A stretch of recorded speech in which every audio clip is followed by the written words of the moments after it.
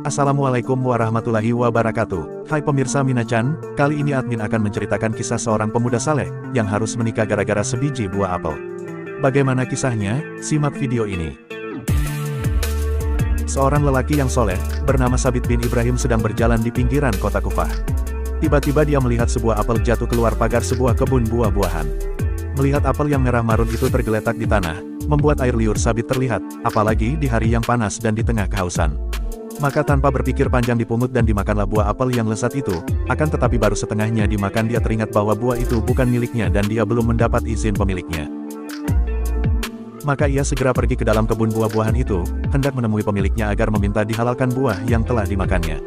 Di kebun itu ia bertemu dengan seorang lelaki. Maka langsung saja dia berkata, "Aku sudah makan setengah dari buah apel ini. Aku berharap Anda menghalalkannya." Orang itu menjawab, "Aku bukan pemilik kebun ini. Aku khadamnya yang ditugaskan menjaga dan mengurus kebunnya."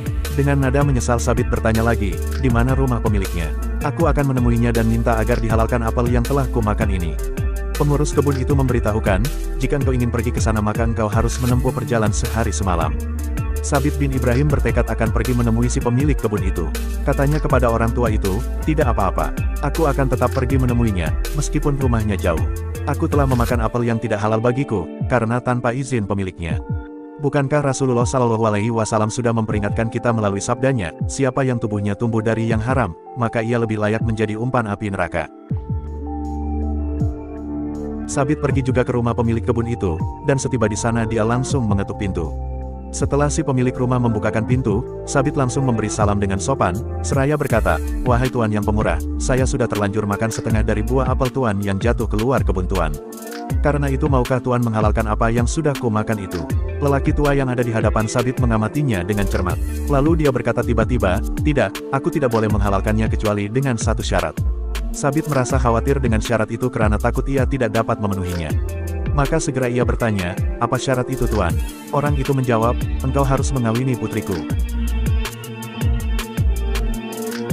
Sabit bin Ibrahim tidak memahami apa maksud dan tujuan lelaki itu, maka dia berkata, "Apakah karena hanya aku makan setengah buah apelmu yang keluar dari kebunmu, aku harus mengawini putrimu?"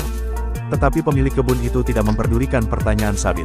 Ia malah menambahkan, katanya, "Sebelum pernikahan dimulai engkau harus tahu dulu kekurangan-kekurangan putriku itu. Dia seorang yang buta, bisu, dan tuli. Lebih dari itu ia juga seorang yang lumpuh." Sabit amat terkejut dengan keterangan si pemilik kebun. Dia berpikir dalam hatinya, apakah perempuan seperti itu patut dia persunting sebagai istri gara-gara setengah buah apel yang tidak dihalalkan kepadanya. Kemudian pemilik kebun itu menyatakan lagi, "Selain syarat itu aku tidak boleh menghalalkan apa yang telah kau makan." Namun Sabit kemudian menjawab dengan mantap, "Aku akan menerima pinangannya dan perkawinannya. Aku telah bertekad akan mengadakan transaksi dengan Allahur Rabbul Alamin. Untuk itu aku akan memenuhi kewajiban-kewajiban dan hak-hakku kepadanya, karena aku amat berharap Allah selalu meridaiku, dan mudah-mudahan aku dapat meningkatkan kebaikan-kebaikanku di sisi Allah Ta'ala." Maka pernikahan pun dilaksanakan. Pemilik kebun itu menghadirkan dua saksi yang akan menyaksikan akad nikah mereka. Sesudah perkawinan selesai, Sabit dipersilakan masuk menemui istrinya. Sewaktu Sabit hendak masuk kamar pengantin, dia berpikir akan tetap mengucapkan salam walaupun istrinya tuli dan bisu, karena bukankah malaikat Allah yang berkeliaran dalam rumahnya tentu tidak tuli dan bisu juga. Maka ia pun mengucapkan salam, "Assalamualaikum." Tak disangka sama sekali, wanita yang ada di hadapannya dan kini resmi jadi istrinya itu menjawab salamnya dengan baik. Ketika Sabit masuk hendak menghampiri wanita itu, dia mengulurkan tangan untuk menyambut tangannya. Sekali lagi Sabit terkejut karena wanita yang kini menjadi istrinya itu menyambut uluran tangannya. Sabit sempat terhentak menyaksikan kenyataan ini. Kata ayahnya dia wanita tuli dan bisu tetapi ternyata dia menyambut salamnya dengan baik. Jika demikian berarti wanita yang ada di hadapanku ini dapat mendengar dan tidak bisu. Ayahnya juga mengatakan bahwa dia buta dan lumpuh tetapi ternyata dia menyambut kedatanganku dengan ramah dan mengulurkan tangan dengan mesra pula, kata Sabit dalam hatinya. Sabit berpikir, mengapa ayahnya menyampaikan berita-berita yang bertentangan dengan yang sebenarnya. Setelah Sabit duduk di samping istrinya, dia bertanya, "Ayahmu mengatakan kepadaku bahwa engkau buta. Mengapa?" Wanita itu kemudian berkata, "Ayahku benar, karena aku tidak pernah melihat apa-apa yang diharamkan Allah." Sabit bertanya lagi, "Ayahmu juga mengatakan bahwa engkau tuli, mengapa?" Wanita itu menjawab, "Ayahku benar, karena aku tidak pernah mau mendengar berita dan cerita orang yang tidak membuat ridha Allah. Ayahku juga mengatakan kepadamu bahwa aku bisu dan lumpuh bukan. Tanya wanita itu kepada Sabit yang kini sah menjadi suaminya.